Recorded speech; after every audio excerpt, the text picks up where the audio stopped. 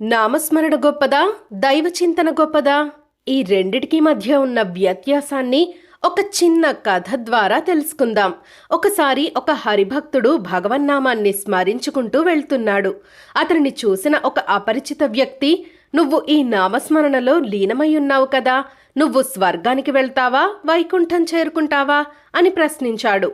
అప్పుడు ఆ భక్తుడు చిరునవ్వుతో, "నేను ఈ నామాన్ని స్మరించుకునే క్షణంలోనే నా హృదయంలో వైకుంఠాన్ని అనుభవిస్తున్నాను. నా మనసులోనే వైకుంఠం కొలువయ్యుంది" అని అన్నాడు. "మరి నువ్వు నామస్మరణలో లీనమై ఉన్నావు. దేవుని గురించి ఎప్పుడు ఆలోచిస్తావు? దైవచింతన ఏ విధంగా చేస్తావు?" అని ఆ వ్యక్తి ప్రశ్నించాడు. అప్పుడు ఆ భక్తుడు, "నామాన్ని ఉచ్చరించడం నామస్మరణ. నామస్మరణతో మనసు ప్రశాంతమవుతుంది. ఆ నామం వెనుక ఉన్న లీల, మహిమను మననం చేయడం చింతన. దైవ చింతనతో ఆ ప్రశాంతత భక్తిగా మారుతుంది.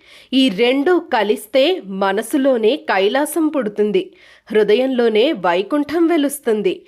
ఇనుప ముక్కను రాయిపై రాపాడిస్తే వేడి పుట్టినట్టే నామస్మరణతో పుట్టే భక్తి వేడి దైవ హృదయాన్ని కదిలిస్తుంది. నామాన్ని పెదవులతో కాదు, దైవ చింతనతో కూడిన హృదయంతో జపించాలి. ఆర్తితో, అనుభూతితో జపించినప్పుడు మన పూజ గదికే కాదు, మన అంతరంగానికే భగవంతుడు దాసుడై వస్తాడు" అని ఆ భక్తుడు సమాధానమిచ్చాడు. ఆ విధంగా దైవచింతనతో కూడిన నామస్మరణ ఆ పరమాత్మనే మన దగ్గరకు తీసుకువస్తుందని ఆ వ్యక్తి గ్రహించాడు.